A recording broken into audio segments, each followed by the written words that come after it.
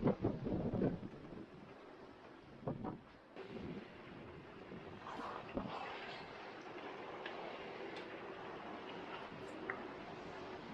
morning!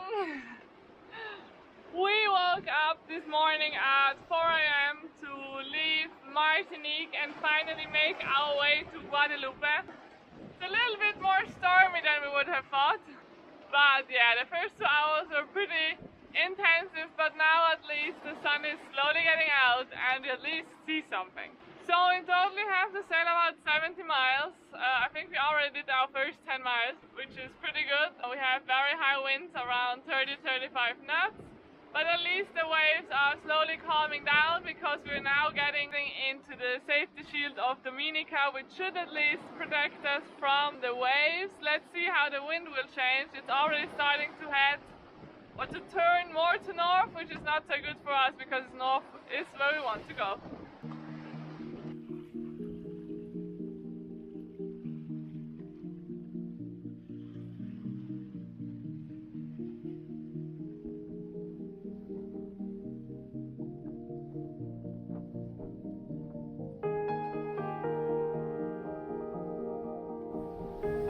Takes a half.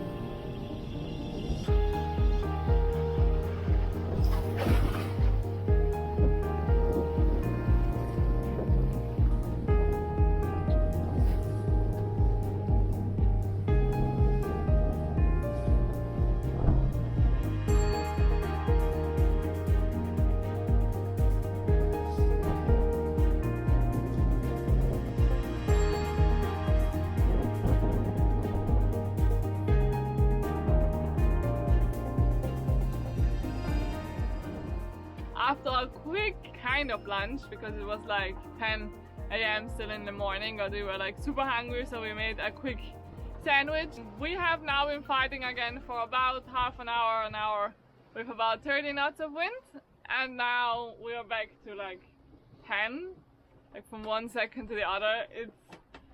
It's been quite an active sailing today. We have like, yeah, reefed and unreefed for I don't know how many times. So now we're sitting here very cautiously looking around because I have the feeling that the 30 knots are coming back quicker than we imagined. We kind of let out the Genoa a little bit, but not too much yet.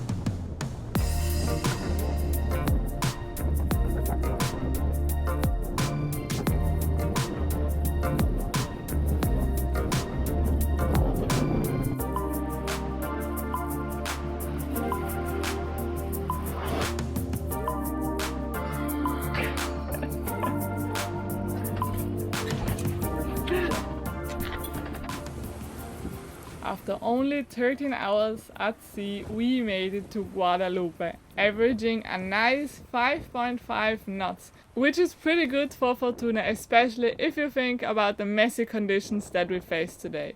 We decided to stop in Les Saintes, which is a small group of islands in the south and should be one of the most beautiful spots of Guadeloupe.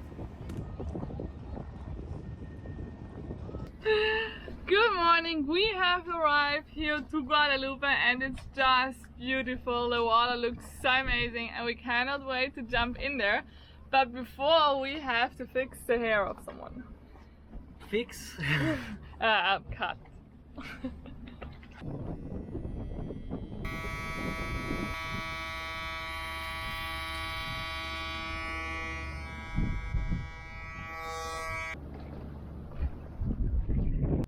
Jump in and get yourself clean.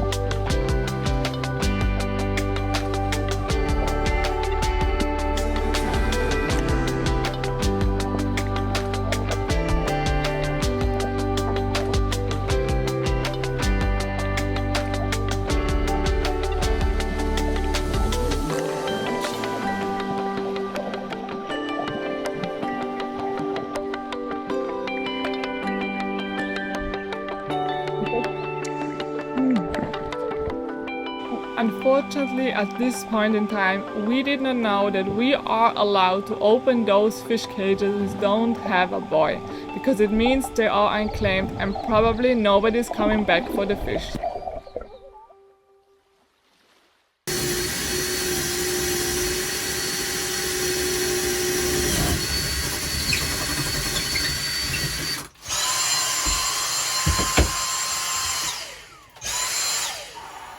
It's always so scary when you drill a hole through your boat.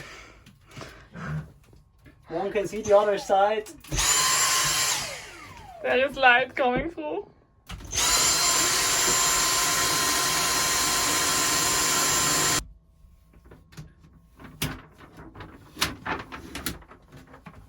Mwah. Mwah. Mwah. Why are we drilling holes? Because we are getting a washing machine. Yeah, bigger hole. So the idea is that we have like plastic and then there's the wood basically, and in between there's like very little space. Yeah, it's fiberglass. It's fiberglass and then wood, and in between there's a little bit of space. And if we're lucky enough, we can go with the tubes, water, power and water outlet through and down. It would be amazing. Then we would not have water inflow from the other side, ideally. Yeah. And here it is, guys, our newest addition, our newest investment in Fortuna. When we bought Fortuna, this was totally not on our mind that we would ever get a washing machine on our sailboat. But our expenses in laundry services in the last 2 years or 18 months just blew our mind, and yeah, we got pretty lucky to find it in Martinique. We just took the opportunity and went for it. If you have been following us on Instagram, you know we have this beauty now for over 3 months. I know a lot of you have a lot of questions, so today I'm going to answer them all.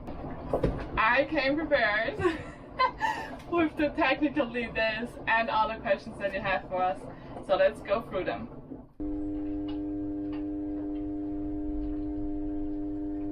Now, the question we probably get the most often is energy and water consumption, which is obviously very important on a boat.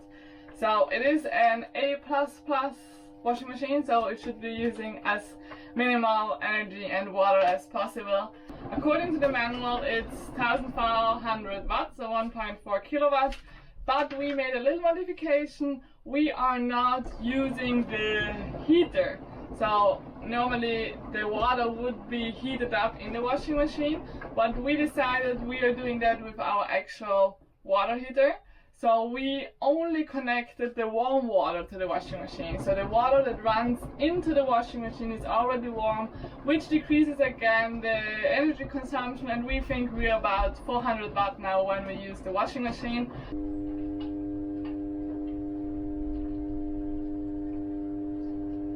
For the water, so here it's written 30 liters. I do think we use a lot less. We have been looking at the outflow. We're normally using it with the cotton program. You have different kind of programs here. We do think currently we are actually using 10 to 15 liters when we're using the cotton program, because there's not a lot of water coming out.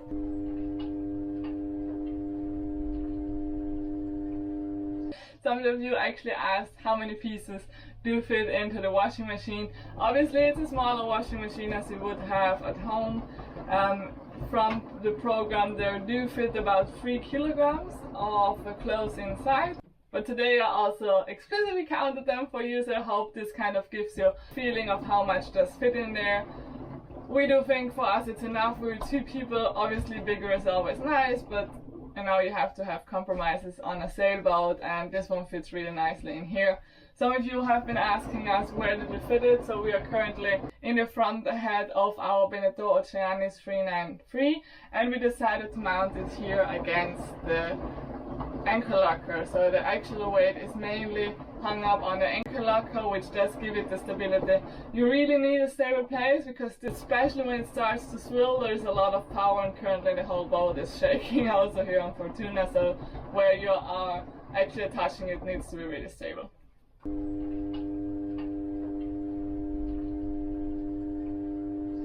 Next question was about the dryer. Is there a dryer inside? No. We know there is a model where there is. Obviously, if you have a dryer inside, the energy consumption will probably spike. Speaking about the model, we do have the Daewoo Mini, it's called. This is the actual number of the model. I know they have been making a newer one. There were also some questions about the cost and where did we get it. We were lucky to find it in a shopping center in Martinique, so we did not have any problems with the shipping, and we bought it for 495 euros. So this is the price we got for it. Calculating, it's approximately the same we have been spending in the last 18 months, so in about 18 months we're kind of washing for free. Let's see it like that.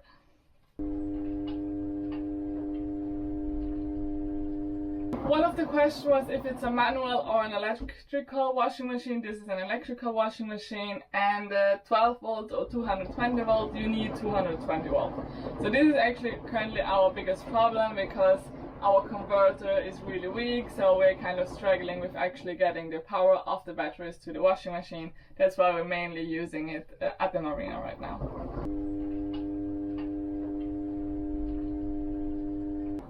You can, but it probably will make everything really rusty really quickly. This washing machine was not built for seawater, so I don't think you should use it.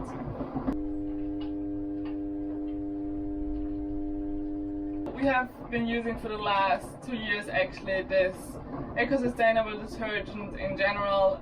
We love it because of the size. So in here are 32 loads of washing. It looks a little bit horrible now, sorry. It has already made quite some distance. We especially love it because of the size, you know. We hate to have these big plastic bottles to have to carry around. So we don't have any plastic, it's super small, it's eco-sustainable. This is just a real win for us right now. You can actually get those through Catamaran Supply, which is an amazing company, which was founded by another liveaboard, and they create a web store where you actually can find everything you need for people who live on board. So the idea is just amazing, check them out. I will put a link in the description.